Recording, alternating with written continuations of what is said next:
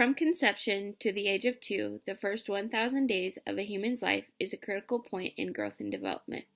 Extraordinarily, mothers are equipped to provide the utmost care and support, and more specifically, nutrition to the budding child.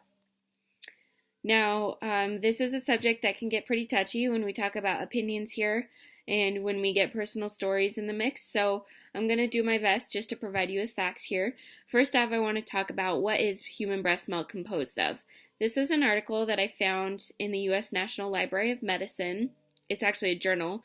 It was posted by two doctors, both with their PhDs, Arsith Morrow, and the other one was Olivia Ballard. They said, as expected, human milk is the standard for nutritional value in an infant. And as I'm sure many of you did not know this, human milk is actually tailored to each infant's specific needs. So with that being said, these studies were very time consuming and they were very costly. They weren't very cost efficient due to the fact that every sample of breast milk is different, and they kind of had to find a common denominator of what is breast milk composed of.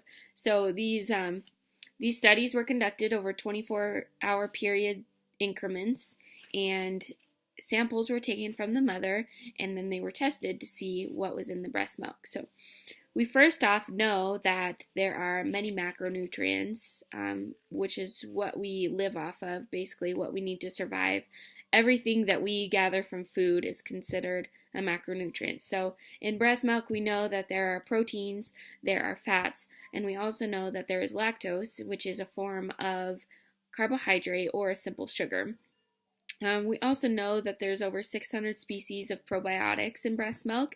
They are filled with antibodies, white blood cells. We have hormones, different growth factors. There's a ton of antibacterial properties in breast milk. And there's also special carbohydrates called oligosaccharides that are help promote a healthy digestive tract, and it promotes bacteria growth basically in your digestive system. So what are the health benefits of all these different things that we find in breast milk? First off, studies have shown that we've seen a reduce in SIDS deaths, sudden infant death syndrome. We've also seen lower postneonatal mortality rates, so it's helping these prenatals that are born too early get the nutrients they need to grow and develop the way that they need to.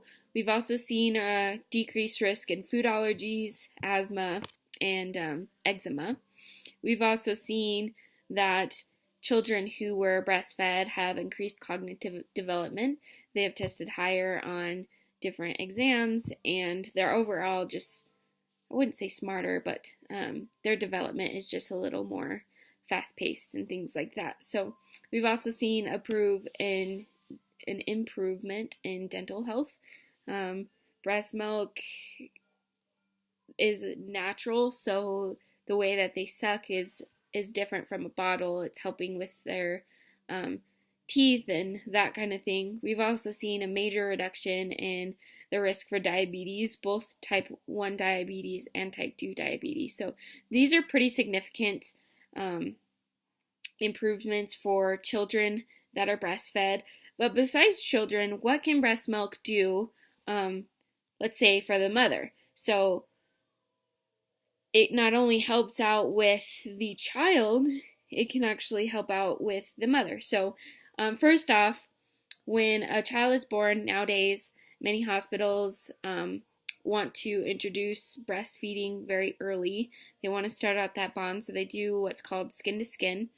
And typically I would say the child is placed with the mother for the first 2 hours, and they do skin to skin time, and usually the baby doesn't meet anybody besides the mother and the father until that baby has had one successful nursing session. So it's a time where the mother and the child can form an intimate physical connection with each other, and they can also learn, because it's not easy, but they can also learn how to successfully latch and do that kind of thing for breastfeeding. So we've also seen that it stimulates the mother's body to produce antibodies, and these antibodies actually help if the mother is sick as well. So, say the baby contracted a cold, the breast milk will start producing antibodies, and then the mother will benefit from those as well, and hopefully, more than likely, not get the cold. So, we also seen that it helps mothers return to pre-pregnancy weight. Making milk takes a lot of calories, so a lot of women lose the weight really fast. It's inevitable for women to gain a lot of weight during pregnancy. Most oftentimes it depends on the mother's pre-pregnancy weight to begin with, but I think healthy weight gain during pregnancy is about 30 to 40 pounds. So then we've also seen a risk of breast cancer and ovarian cancer. So this is pretty significant to me. We've seen a delay in the return of the menstrual cycle, woohoo, for us women. And a lot of women say that it is a lot easier, especially during the night when your baby is crying and whatever. It's easier for, a woman to just breastfeed right then and there than to have to get up and heat up some water and put the formula in and bring the bottle back and feed the baby and then wash the bottles and this and that. So overall, we've seen a major,